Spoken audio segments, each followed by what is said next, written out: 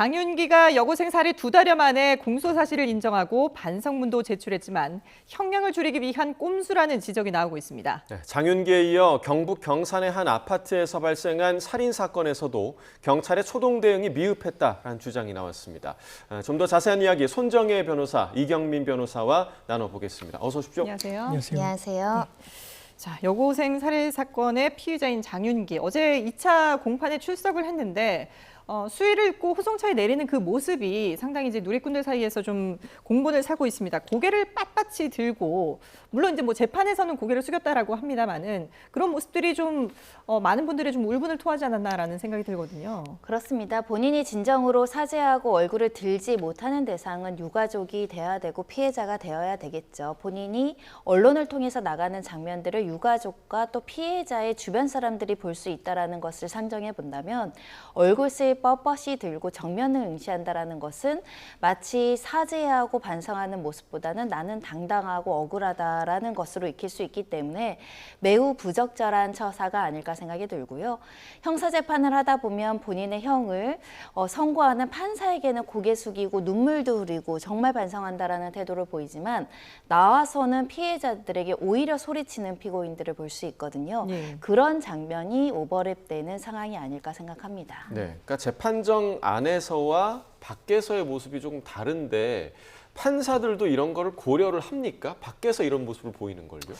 사실 이제 이게 뭐 사람인 이상 이렇게 이제 언론을 통해서 알려지게 되면은 당연히 이제 그런 부분들을 접할 수밖에 없고 그러면은 재판부에서 이제 재판을 진행을 할 때 만약 반성하는 모습을 보였을 때 진정으로 그게 반성을 하는지를 이제 다시 한번 조금 더 크로스 체크를 할 것 같습니다. 그래서 이제 재판 과정에서 제출되는 뭐 예를 들어서 이제 반성문이라든지 아니면 뭔가 재판 과정에서 구두로 진술하는 내용들 그런 부분들이 진정으로 그렇게 반성을 하는 게 느껴진다라고 할 것 같으면 참작을 할 수는 있겠지만 그게 정말로 이제 언론 플레이를 하고 뭔가 이제 외부에 자신의 형량을 낮추기 위한 그런 이제 액션을 한다라고 생각이 된다면 그런 부분들을 오히려 조금 더 불리하게 볼 수도 있지 않을까 좀 이렇게 생각하고 있습니다. 그런데 이 장윤기에 대해서 일부 언론 보도에 따르면은 자신이 그 이전에 여고생 살해하기 이전에 성폭행했던 외국인 여성에게도 살해 의사가 담긴 발언을 했다라고 전해지고 있거든요. 이런 부분들까지도 좀 참작이 될 수 있을까요? 일단 이 살인에 대한 의사가 적극적으로 실제로 표명됐다라고 한다면 단순한 어떤 그 성폭력 목적이 아니라 성폭력 과정에서 여차하면 사람을 해칠 수 있다라는 의도를 가지고 있고 우리나라 양형 기준에 따르면 극단적 생명 경시 사건 같은 경우는 양형이 굉장히 높습니다. 그러니까 본인이 원하는 목적을 달성하지 않았을 때 사람을 해치거나 이런 성향을 가졌다라는 것은 반사회적일 뿐만 아니라 소위 말하는 연쇄살인 가능성도 배제하기 어렵다는 건데요. 이 사건 여고생 살해 사건 이틀 전에는 한 외국인에 대한 성범죄를 가했고 그 과정에서 너를 죽이고 나도 죽어버리겠다라는 협박을 한 사실이 알려지고 있기 때문에 이 사람이 가지고 있는 폭력성은 굉장히 폭력성이 위험한 사람이었다는 걸 방증하고요. 이렇게 말했던 살인의 의도가 실제 이틀 뒤에 실행됐다는 측면에서는 이 사람의 범행은 우발적일 수가 없다. 계획적인 범죄다. 이렇게 이야기를 들 수 있는 만큼 이때 외국인에 대한 어떤 그 사건이 발생했을 때 적극적으로 수사와 신고가 이루어져서 이 후속적인 어떤 범행이 이루어지지 않았다라면 하는 굉장한 아쉬움이 있는 사건입니다. 조금 전에 이제 저희가 이야기 나눴던 부분이 이 살해 사건 이전에 있었던 외국인 여성에 대한 성폭행과 관련된 그 이야기를 나눴는데 경찰이 이 사실에 대해서 인지를 한 것 같더라고요. 그리고 이러한 발언을 장윤기가 했다라는 부분도 인지를 했는데 왜 그렇다면 경찰은 장윤기에게 일반 살인 혐의를 적용했느냐, 강간 살인 혐의가 아니라 이 부분 좀 어떻게 봐야 될까요? 그러니까 사건의 실체 진실을 명확하게 파헤치기보다는 사건을 축소하는 데 의미를 부여한 거 아니냐라는 평가를 하지 않을 수가 없습니다. 실제로 이런 사건들 여성에 대한 어떤 가학적인 어떤 범죄인 경우에는 성범죄 목적인 경우가 굉장히 많고 그러니까 살인을 하려고 하는 게 아니라 성범죄를 하려다가 발각될 염려나 저항 저항이 생각보다 강했을 때 살인으로 기결되는 사건들이 꽤 있거든요. 그러면 이 살인의 어떤 궁극적인 목적이 성범죄 목적이냐 또는 강도 목적이냐는 법률적으로 굉장히 중요합니다. 강도 살인이냐 강간 살인이냐 예. 보통 살인이냐는 양형과 법정에서 굉장히 중요하기 때문에 조그마한 단서가 있다라고 하더라도 그 범행의 동기를 정확하게 추적하는 것이 정밀한 수사이고 객관적인 수사임에도 불구하고 여러 가지 의심되는 정황이 있음에도 불구하고 상당 부분 양형에 유리한 죄만 적용을 했다라는 것은 편파 수사 가능성, 부실 수사 가능성을 열어둬야 되는 것이고요. 그게 단순한 과실과 증거를 찾지 못해서 또는 능력이 부족해서라고 한다면 사회적인 질책으로 끝나겠지만 만약에 모종의 오이나 어떤 의도를 가지고 사건을 축소시켰다고 한다면 직무유기도 성립할 수 있는 것이고요. 여러 가지 수사기관으로서의 마땅한 의무를 다했는가, 의심에 몰만한 상황임에도 불구하고 축소했는지가 굉장히 중요할 것 같습니다. 예. 이런 부분들을 좀 더 면밀하게 들여다봐야 되는데요. 이런 가운데 장윤기가 최근 10여 장의 반성문을 법원에 제출했습니다. 그런데 이에 대해서 고 이채원 양 유족 측은 형량을 낮추기 위한 거에 불과하다며 강하게 비판했습니다. 잠시 보고 오겠습니다. 반성문에는 어떤 자신의 성적인 목적에 대해서는 전혀 인정하는 말을 하지 않고 오히려 아무 생각 없이 그러한 성적인 의도와는 무관했다는 취지로 좀 반성문을 작성해 놨고요. 어떤 재판부나 피해자들에게 쓴 것이 아니라 결국에 대중에 공개될 것을 전제로 해서 자신의 영향을 낮추기 위해 쓴 것으로 추정하고 있습니다. 네. 반성문을 보면 자신을 면회온 부모를 보면서 부모가 눈물을 흘리는 거, 자신이 범죄를 저질렀는데도 자신을 보면서 부모가 눈물을 흘리는 걸 보면서 피해자의 가족들은 얼마나 더 마음이 아프겠냐, 뭐 이런 내용이 담겨 있다고는 하는데 그 내용 면면이 과연 정말 반성을 하고 있는 의미일까, 이런 부분에 대해서 좀 많은 의혹 제기들이 나오더라고요. 그렇죠. 뭐 반성문이 사실 뭐 정해진 양식은 없습니다. 정해진 네. 양식은 없지만, 근데 우리가 이제 뭐 소위 생각을 하기로 진짜 반성을 한다라고 하면 어떤 부분을 잘못했는지, 그러니까 본인이 이 사건 범죄에 있어가지고 지금 특히나 이 사건은 이제 단순 살인 사건이었다가 어떻게 보면 강간 등의 살인 혐의로 기소가 됐고, 네. 그래서 그 부분에 대해서도 본인이 입장을 1차 그 재판했을 때는 나중에 밝히겠다라고 이제 하고 뒤에 인정을 했거든요.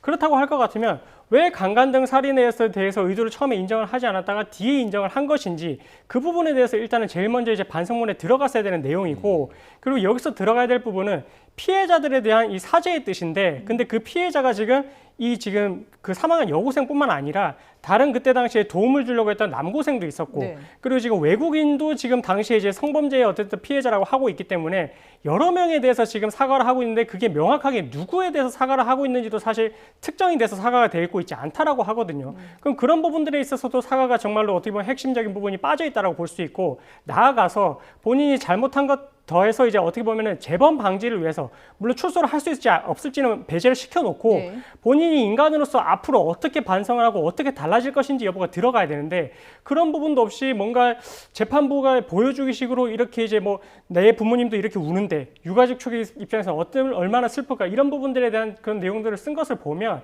정말 조심스럽지만 사실 이제 구속이 되고 나면 다른 수용자들도 같이 있거든요. 네. 그래서 본인들끼리 반성문을 쓰고 혹시나 돌려보면서 이런 부분들을 또 맞춘 것은 아닌지, 뭐 이게 진정으로 진짜 반성을 하면서 그 내용을 쓴 게 맞는지, 이런 부분들이 의심이 들지 않을 수가 없습니다. 예, 지금 반성문 부분을 함께 보고 계셨는데 뒷생각 없이 무책임한 생각으로 피해자를 해쳤다. 그리고 일상의 한 조각을 앗아갔다. 이런 표현들이 좀 있었거든요. 그러니까 이런 걸 보면 약간 그 재판장들에게 내가 이거 계획한 범죄가 아니다, 우발적인 범죄였다라는 거를 좀 호소하는 듯한 느낌으로도 좀 보이는데요. 그렇습니다. 그러니까 후속 대책 없이 내가 우발적으로 이렇게 잘못된 짓을 했고 이렇게 감성적인 표현으로 반성하고 있고 뒤늦게 본인의 어떤 과오에 대해서 철저하게 반성하는 것 같지만, 이면에는 이 사건 범죄는 아까 말씀드린 것처럼 여러 번의 시도 끝에 이루어진 것이고, 예. 이렇게 타인의 공감 능력이나 자성하고 반성할 수 있는 태도를 보이는 사람이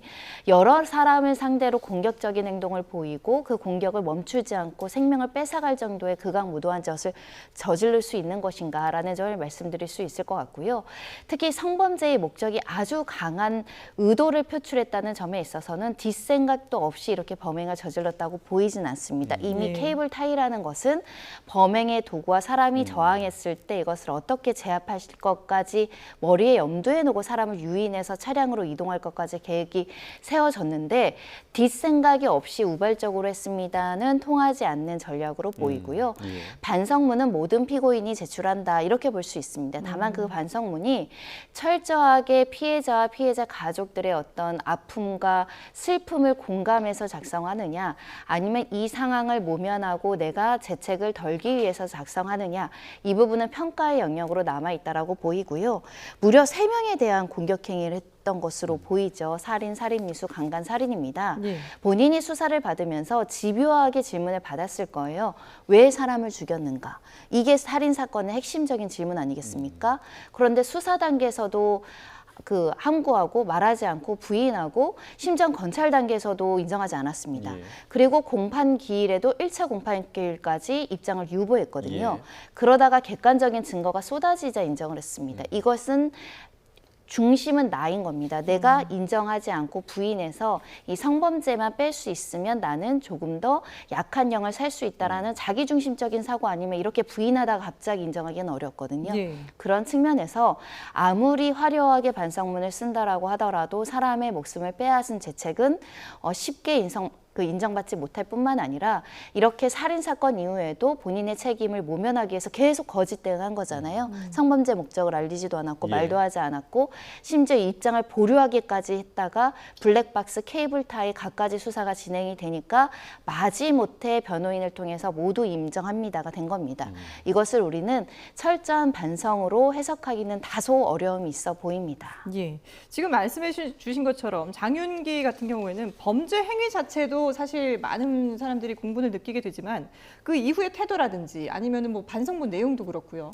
이런 것들이 좀 뭔가 정말 앞서 말씀하신 것처럼 본인 중심적으로 어떤 참작의 감형 사유로만 생각을 하는 게 아닌가라는 생각이 드는데 법원에서도 이런 부분들은 충분히 다 고려를 하겠죠. 그렇죠. 이제 법원에서도 지금 1차 공판기 이후에 지금 이 성범죄 목적에 대해서 인정을 했기 때문에 그래서 이 자백이 지금 진정한 건지 여부에 대해서도 아마 계속해서 재판 과정에서 이제 확인을 하려고 들 거고요. 그리고 당시에 이제 이야기를 했을 때에도 사실 이제 이 공소 사실에 대해서 인정을 하는 게 맞느냐라고 물었을 때 변호인이 먼저 이제 그 입장을 밝히고 나서 그 다음에 본인이 예라고 하면서 단답형으로 이야기를 했거든요. 그러니까 성범죄 목적이 있었다. 당시에 어떤 의도로 접근해서 어떤 범행을 할 생각이었다라는 부분에 대해서는 본인의 입으로서 길게 이야기한 적이 단 한 번도 없습니다. 그래서 그런 부분들 결국 이제 변호인을 통해서 이제 짧게 표현이 됐을 뿐이기 때문에 사실 재판부 입장에서도 이게 정말로 본인이 진정으로 반성을 하고자 했으면 애초에 수사 단계부터 그런 모습을 보였어야 되고요. 늦었다라고 할 것 같으면 재판 첫 길부터 그 성범죄 목적으로 이런 행동을 했다라는 부분을 인정을 했어야 되는데 지금 두 번째 재판기 그때 당시에 이제 나왔던 것이 지금 뭐 리얼돌이 훼손됐다라는 부분들이 보도를 통해서 어떻게 보면 증거로 제출됐다는 부분이 나왔었고 그리고 케이블 타이를 숨겼다는 부분들이 나왔었고 그리고 무엇보다도 그때 당시 CCTV를 장윤기는 확인을 하지 못한 상태에서 1차 공판 기일하고 2차 공판 기일 사이에 확인했습니다. 확인했을 때 자기가 아마 그때 당시에 조수석 뒷좌석을 열어놓고 그리고 이렇게 끌고 15분 동안 어떻게 보면 뒤에서 접근을 해가는 그런 모습들이 나왔기 때문에 이걸 변호인하고 상의했을 때 이거 이대로 가면 승산이 없다 아마 이렇게 판단을 했을 것 같습니다. 그렇기 때문에 마지못해서 인정을 했다라는 그런 뉘앙스가 정말 강하지 자기가 정말로 인정을 한다라고 했을 것 같으면 이런 부분들이 나오기도 전에 1차적으로 재판에 들어갔을 때 그때부터 이제 모든 사실 인정을 하고 강간된 살인이 있었다라고 인정을 했어야만 그게 진정으로 반성을 한 것이 맞고 양형사유로도 참작을 해주지 않을까 이렇게 좀 생각을 하고 있습니다. 자, 장윤기가 이렇게 성범죄 목적을 인정한 걸 두고 물론 이제 본인의 형량을 낮추기 위한 의도도 있지만 지금 수사가 굉장히 확대되고 있지 않습니까? 장윤기 아버지를 비롯해서 뭐 경찰 전반에 대한 수사로까지 이어지고 있는데 이렇게 수사 확대되는 걸 좀 막기 위한 목적도 있다. 이런 분석에 대해서는 좀 어떻게 보세요? 여론 전환용이라고도 생각할 수 있을 것 같습니다. 본인의 개인 사건이 이제 개인 사건이 아니라 검경의 수사권 조정, 보안 수사권 폐지 문제까지 여러 정치권에서 의견이 분분할 정도로 사회적인 관심사가 되다 보니까 이런 중대 관심사는 양형이 높아질 수 있다. 있다. 여론 재판을 받을 수 있다라는 위기 의식이 굉장히 강하게 작동을 하면서 이 와중에 범행까지 부인하면 굉장히 사회적인 여론이 좋지 않아지고 본인에게 굉장히 높은 형이 선고될 것이 예상이 되니까 사회적 관심이 없으면 끝까지 다퉈봤을 수도 있습니다. 성범죄 목적에 있어서. 하지만 그것을 염두에서 이렇게 전략을 수정했다라고 보는 게 맞을 것 같고요. 특히 부친의 징계는 이제 뭐 중징계가 나올 가능성 매우 높아지는 상황이고 부친과 연관되어 있는 사람 또 부친의 가족 중에도 경찰이 있다라는 소식까지 알려지면서 나이에 다른 사람한테까지 피해가 가는 부분에 대한 심리적인 압박을 받고 있다라고 해석해야 될 것 같고요. 근데 이 모든 상황은 본인 중심적인 상황이죠. 나의 가족, 나의 친척, 나의 부친의 뭐 지인들, 동료들이 피해가 되니까 이제서야 이제 자백을 했다라는 것은 여전히 어떤 입장의 변화에 피해자 가족들이 받는 상처는 고려되지 않았다는 점이 사실은 굉장히 안타까운 상황이라고 말씀드릴 수 있고요. 특히 피해자의 2명은 또 미성년자잖아요. 본인이 어른으로서 아이들을 상대로 이렇게 성범죄를 하려다가 죽이고 도와주려는 사람을 또 위협하고 이런 부분에 있어서 얼마나 이게 파렴치하고 우리 사회에서 용납되기 어려운 범죄인지를 잘 모르고 행한 행동들이 지금 드러나고 있다라고 보이고요. 양형에서 가장 중요한 건 증거인멸을 도모했는가가 굉장히 중요하거든요. 저는 유치장에서 장윤기와 장윤기 부친이 무슨 대화를 했는지가 꼭 사회적으로 밝혀져야 된다고 보입니다. 그때 말한 발언과 지금 반성문에 적혀있는 발언이 완전히 모순되거나 다른다고 한다면 판사님이 어떤 양형을 선택할지 또 두고 봐야 되지 않을까 합니다.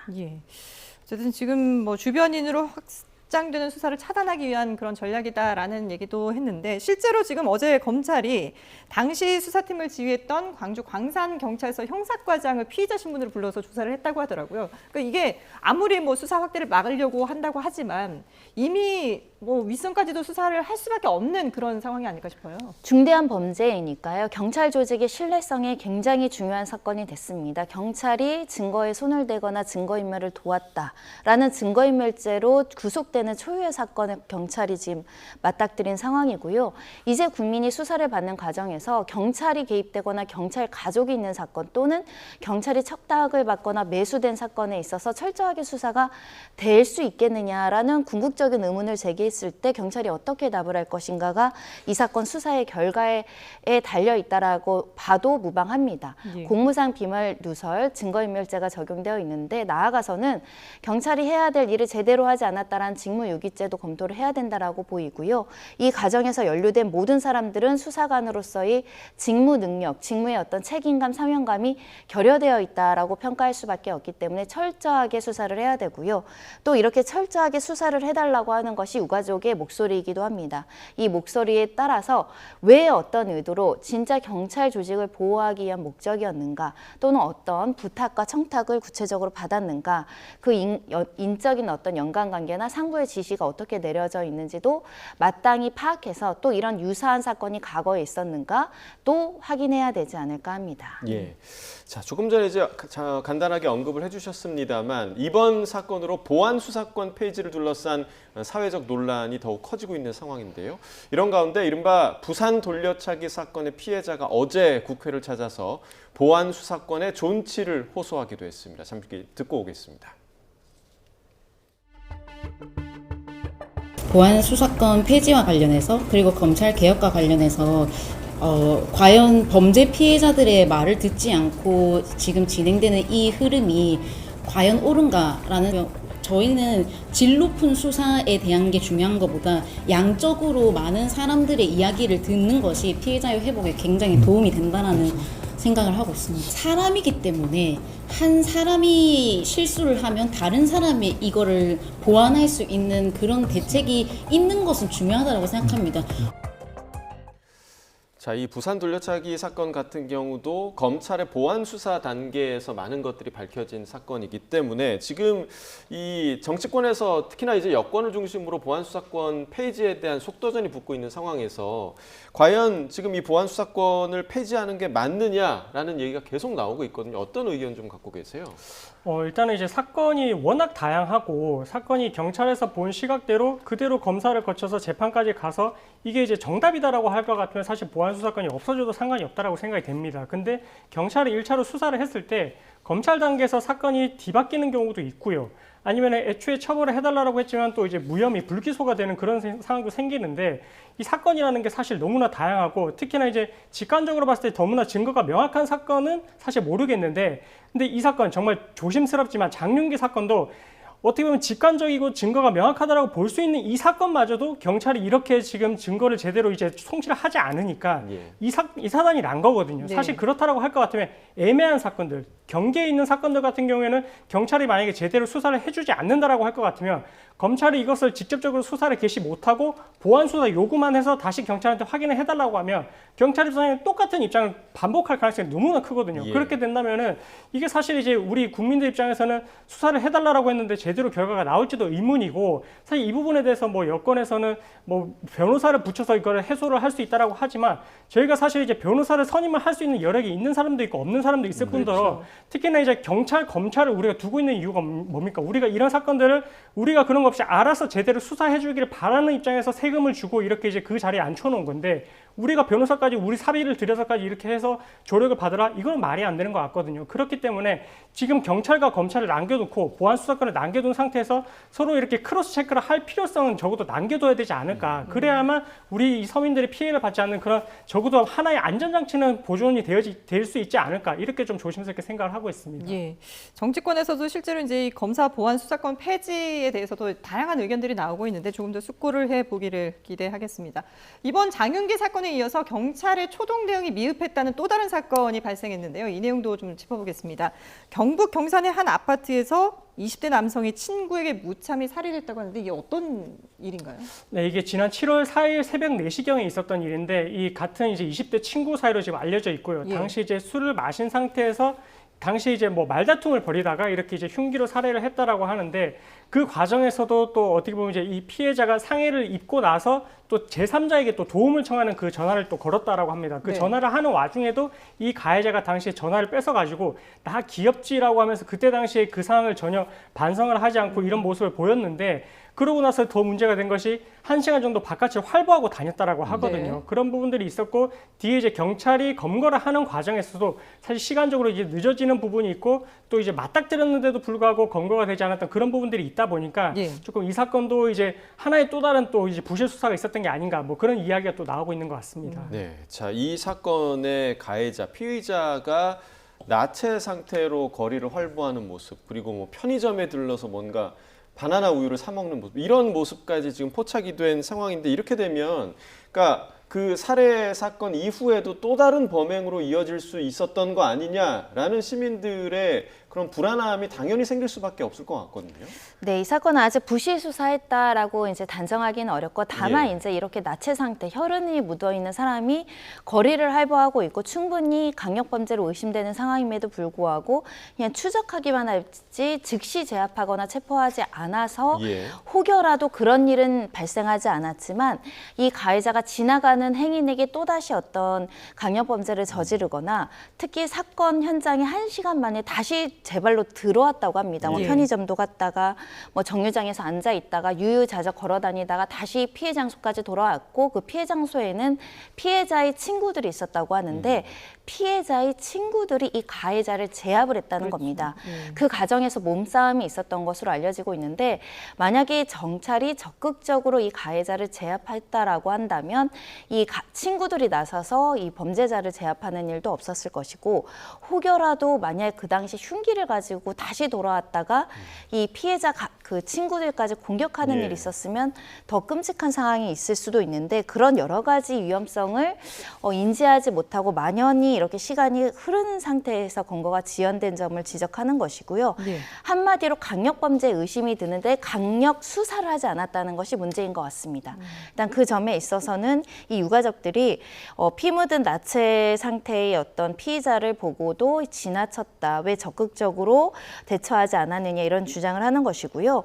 일단 경찰 측에서는 멈추라고 지시는 했는데 도망갔다. 그리고 현장에 남은 혈흔을 따라서 추적하는 과정에 있었지 부실하게 대응하지 않았다라는 주장을 하고 있습니다. 다만 어찌 됐든 이런 상태로 나체로 활보하고 다닌다면 행인들에게는 위험했겠죠. 예. 그런 그렇죠. 점들은 지적할 수 있을 것 같습니다. 예. 지금 자막으로도 나오고 있습니다만 경찰은 애초에 신고가 살인 사건이 아니라 그냥 나체로 피를 묻히고 돌아다니는 남성이 있다. 라는 내용으로 접수가 됐기 때문에 본인들은 이걸 강력 수사를 해야 될 필요성을 처음에는 인지하지 못했다라는 입장인 거잖아요. 근데 나체 상태 피를 묻은 사람이 돌아다니는 그 상황이 매우 비이상적이고 위험한 상황이잖아요. 예. 그러면 강력 범죄가 발생할 개연성을 열어놓고 강력하게 즉시 할 수 있는 경찰권을 동원하는 것이 타당하지.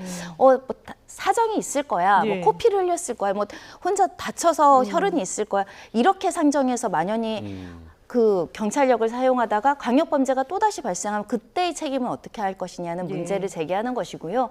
살인 사건으로 신고되지 않았다고 하더라도 비이상적인 비정상적인 상황을 보면 이것이 문제가 될 수 있고 우리 국민들에게 피해가 갈 수 있다는 생각을 하고 즉시 강력범죄에 대응해서 수사를 하는 것이 맞지 않았을까라는 아쉬움을 지적하는 상황인 것 같습니다. 네. 이 남성이 지금은 이제 구속 상태고요. 강력범죄 피의자이기 때문에 경찰이 이틀 후 16일에 신상 공개를 할 예정이라고 합니다. 근데 이미 이 남성의 신상이 이미 온라인상에서 다 퍼지고 있다라는 이야기도 좀 들리고 있더라고요.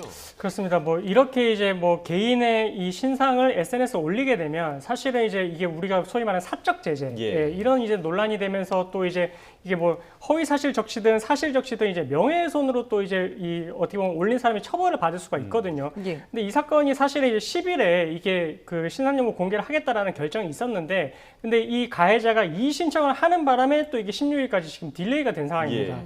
사실 그래서 이 부분에 있어서도 조금 이제 뭔가 오판의 가능성, 그래서 뭐 다른 부분들에 대해서 판단할 수 있는 여지가 있지 않을까 싶어서 이의 신청을 할 수 있는 제도를 두고는 있지만 네. 그 기간 동안에 어떻게 보면 또 이제 시간이 늦어지면서 이렇게 이제 우리 일반 국민들이 또 이런 부분들을 또 신상을 공개를 하게 되는 그런 이제 또 상황이 돼버렸거든요. 예. 그래서 이렇게까지 조금 증거가 명확하고 뭔가 이의의 여지가 없다라고 할 것 같으면 좀 국민의 알 권리를 충족하는 차원에서라도 조금 더 빠르게 이제 공개를 할 수 있는 그런 방법으로 가야 좀 이렇게 이제 사적 제재라는 논란도 조금 피해갈 수 있지 않을까 이렇게 생각을 하고 있습니다. 예. 지금 가해자가 사실상 심신미약을 주장하고 있다고 하지만 이 부분에 대해서도 좀 철저하게 수사를 해야 되지 않을까라는 생각이 듭니다.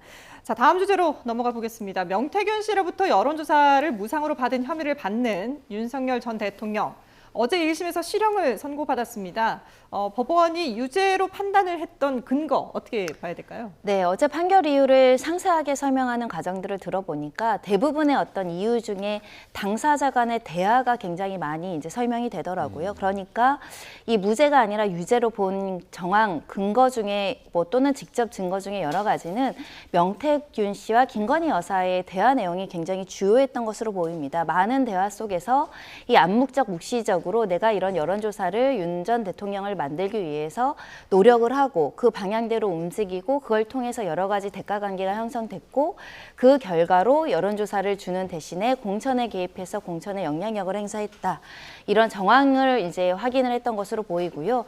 결론적으로는 실제로 자발적으로 이런 여론조사를 해서 본인의 영업을 했다라기보다는 암묵적이고 묵시적인 합의를 통해서 모종의 대가 관계를 가지고 정치 자금을 주고 이 정치 자금의 대가로 김영선의 공천에 영향력을 행사해서 실제로 김영선의 공천에 개입해줘서 감사합니다, 고맙습니다 이런 대화들이 다수 존재했던 거에 비추어 봐서는 김건희와 명태균을 통해서 윤 전 대통령도 이 사실을 모두 알고 있었다라는 평가를 한 것으로 보입니다. 예. 자, 이렇게 윤 전 대통령 1심에서 관련해서 실형을 선고를 받았는데 같은 혐의로 별도로 기소된 김건희 씨는 1, 2심에서 무죄를 선고를 받았습니다. 두 재판부의 판단이 왜 다른 건지 준비된 영상 함께 보시고 이야기 이어가겠습니다. 선거에 도움을 주었음을 나타내기 위한 것일 수는 있어도 그것을 가지고 피고인에게 여론조사 비용을 청구하려 하였을 것으로 보이지는 않습니다. 김건희와 명태균의 제안을 받아들이면서 피고인 명태균에게 여론조사에 관해서는 일임하여 처리해달라는 의사로 잘 부탁한다, 명성이만 믿겠다라는 것으로 말한 것으로 보입니다. 아마 앞선 김건희 씨의 1, 2심이 이제 무죄 판단이 내려졌기 때문에 어제 이 판단도 무죄를 예상하는 분들이 상당히 많았거든요. 근데 왜 이 두 재판장의 판단이 좀 달랐던 걸까요? 그렇죠. 저도 사실은 이제 김 여사 때 그때 이제 1, 2심 판단이 똑같았기 때문에 예. 저도 사실은 이 사건에 있어서 당연히 윤 전 대통령도 무죄에 가깝지 않을까 이렇게 생각을 했었는데, 근데 이제 재판부가 하나의 증거를 놓고도 사실 조금 다르게 이제 해석할 여지도 있고, 여기서 이제 봤던 부분은 김건희 여사가 중간에 끼면서 어떻게 보면 김 여사, 그 다음에 이제 윤 전 대통령까지 순차적이고 어떻게 보면 암묵적으로 이렇게 이제 무상으로 여론조사 결과를 제공을 해주고, 그 대가로서 어떤 이제 뭔가 지금 여기서 이제 김영선 전 의원에 대한 공천인데 뭐 이런 부분들이 서로 이제 연결이 되어 있다라고 이제 해석을 했던 것 같습니다. 예. 그렇기 때문에 재판부 입장에서도 이제 그 김건희 씨와 그 다음에 이제 그 명태균 씨가 이제 당시 대화 내용을 나눴을 때 뭐 좋은 건가요? 충성, 감사합니다. 이런 대화 내용이 어떻게 보면 이제 무상 여론조사 결과를 계속해서 지급받기로 했던 그 연장선상에서 이루어졌던 대화 내용으로 이제 봤던 거거든요. 네. 그런 부분들이 이제 어떻게 보면 하나의 이런 틀에서 이제 그렇게 볼 수밖에 없었던 것 같고, 특히나 이제 무상 여론조사 결과가 만약에 이런 합의가 없었다라고 할 것 같으면 정말 뭐 한두 차례 정도 제공을 하고 말았을 것인데, 그게 계속해서 이제 당시에 뭐 명씨 같은 경우에는 경제적인 사정이 어려웠음에도 불구하고 계속해서 이렇게 여론조사 결과를 제공을 했던 것을 보면 어느 정도 합의가 있었기 때문에 이렇게 계속해서 이어서 이런 여론조사 결과를 제공을 하지 않았을까. 재판부는 그런 부분들을 아마 좀 이 윤 전 대통령 측에서는 조금 다르게 봤던 그런 이제 쟁점이 아니었나라고 생각이 됩니다. 예, 알겠습니다. 다시 윤 전 대통령과 관련된 내용 짚어보겠습니다. 지금 앞서 이제 같은 사건을 두고 재판부의 판단이 엇갈린 이런 상황에서 오는 16일에 김건희 씨의 대법원 선고가 예정이 돼 있는데 오늘 오전에 특검이 상고심 선고 연기 신청을 했다고 하더라고요. 그렇습니다. 의견서를 제출하기 위한 목적이라고 이야기를 하는데요. 그러니까 이렇게 유죄의 판단이 나오는 하급심 판결이 있고 서로 충돌되다 보니까 이 사실관계에 대한 구체적인 어떤 판결의 내용도 종합적으로 고려해서 이제 상고심을 판단해달라는 취지이고 또 정당한 요구로 보입니다. 다만 이 대법원은 법리 판단을 하는 것이 사실관계에 대해서는 항소심의 판단을 그대로 유지할 가능성이 매우 높은 상황이기 때문에 현재 이렇게 이제 하급심에서 유죄가 선고된 것이 얼마나 이 1, 2심의 무죄 판결이 나온 것을 번복시킬 만한 강력한 증거가 될 것인가는 이제 대법원에서 판단을 받아야 될 것 같고요. 네네. 이 문자 내역이나 상호 간의 어떤 공무관계의 내용, 더군다나 명태균 씨 지위에 대해서도 양쪽 재판부가 완전히 다르게 판단을 했거든요. 대법원에서 어떻게 교통정리를 할지 굉장히 고심할 것 같습니다. 네.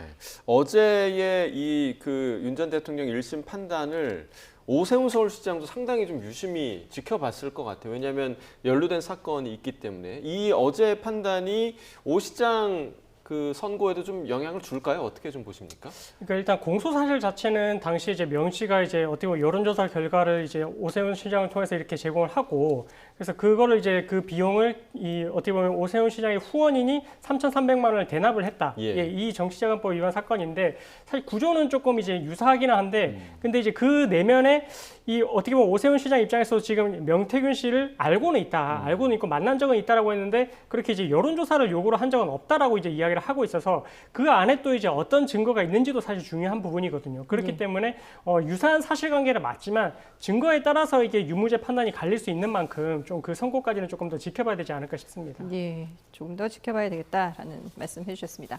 자, 이제 오늘 마지막 주제 짧게 살펴보겠습니다. 한 취객이 운전자를 폭행하고 택시까지 탈취하는 일이 있었다고 하는데 어떤 일인지 또 어떤 처벌이 가능할까요? 그렇습니다. 새벽에 택시를 타고요. 이제 이 택시 기사에 대해서 폭행을 한 것도 모자라서 아예 택시를 절도해서 운행을 했던 예. 사건입니다. 일단 시민과 경찰이 끝까지 추적 끝에 제압을 한 것으로 알려지고 있는데요. 굉장히 위험한 상황이었죠. 운전 중에 취객에게 폭행당했다라는 111 신고를 받고 경찰이 출동을 했는데요. 이 취객이 폭행한 걸 그쳐서 나아가선 이렇게 운전석으로 넘어갑니다. 예. 술에 취해서 이렇게 택시를 탈취하고요. 이 반대편에 나타난 오토바이도 이 택시를 이제 추격하는 상황인데요. 이게 하차를 요구해도 계속적으로 저렇게 도망가는 상황이 발생을 했다라고 합니다. 실제로 운전자를 폭행하는 것은 운전자 폭행죄로 훨씬 더 강하게 처벌이 되지 않습니까? 예. 문제는 또 술에 취해서 저렇게 택시를 운행하는 것도 음주운전이 적용될 예. 수 있고요. 택시 자체를 절도한 것도 절도죄로 처벌받을 수 있습니다. 네. 그런 점에 있어서는 다행히 크게 다친 사람은 없지만 굉장히 위험한 상황이었다라고 말씀드릴 수 있습니다. 예. 네, 지금까지 손정혜 변호사 그리고 이경민 변호사와 함께 각종 사건 사고 소식 짚어봤습니다. 두 분 말씀 잘 들었습니다.